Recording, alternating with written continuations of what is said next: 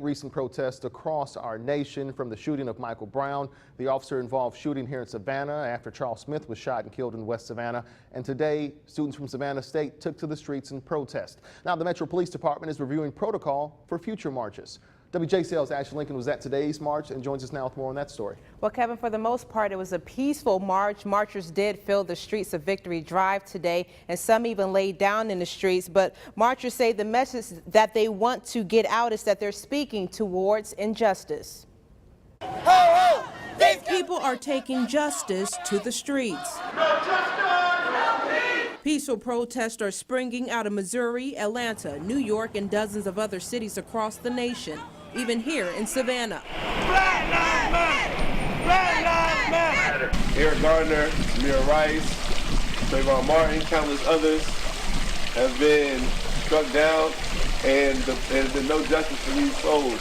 Students from Savannah State marched for the latest cry of injustice. A grand jury did not indict a New York cop after he held Eric Gardner in an illegal chokehold that led to his death. He told him he couldn't breathe after being put in that chokehold.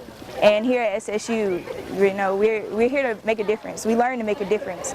So to sit in silence is absolutely criminal. And their voices were heard as protesters made their way down Skidaway.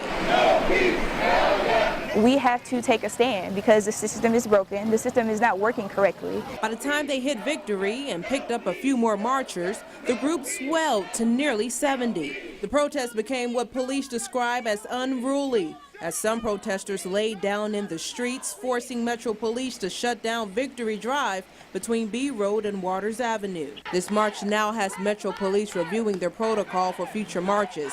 Chief Lumpkin says, "We clearly support the public's right to assemble and voice their opinions, but this must be done peacefully and in an organized manner."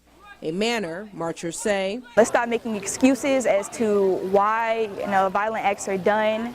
Let's stop making excuses as to killing unarmed black men. It's time to change. And no arrests were made this evening. Officers did meet after tonight's protest to review video and figure out better ways to handle future protests, Kevin. All right, Ashley Lincoln in the studio. Thank you, ma'am. As we mentioned, that's not the only protest. We have new video tonight.